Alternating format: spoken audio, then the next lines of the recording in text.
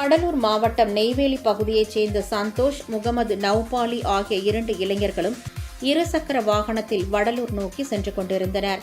விருதாச்சலம் வடலூர் சாலையில் மந்தாரக்குப்பம் அருகே அப்பகுதியைச் சேர்ந்த ஜக்கேரியா என்பவர் தனது இருசக்கர வாகனத்தில் சாலையை கடக்க முயன்றார்.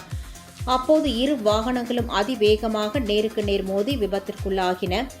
இந்த கோர விபத்தில் ஜக்கேரியா சம்பவ இடத்திலேயே உயிரிழந்தார். பலத்த காயமடைந்த முகமது நவ்பாலி மருத்துவமனைக்கு கொண்டு செல்லும் வழியில் உயிரிழந்தார். வாகனத்தை ஓட்டி வந்த சந்தோஷ் படுகாயங்களுடன் அரசு மருத்துவமனையில் அனுமதிக்கப்பட்டு தீவிர சிகிச்சை பெற்று வருகிறார். இந்த விபத்து தொடர்பான சிசிடிவி காட்சிகள் தற்போது வெளியாகி பரபரப்பை ஏற்படுத்தியுள்ளது. இந்த விபத்து குறித்து மந்தாரக்குப்பம் காவல்துறையினர் வழக்கு பதிவு செய்து விசாரணை மேற்கொண்டு வருகின்றனர். இச்சம்பவம் அப்பகுதியில் சோகத்தை ஏற்படுத்தியுள்ளது.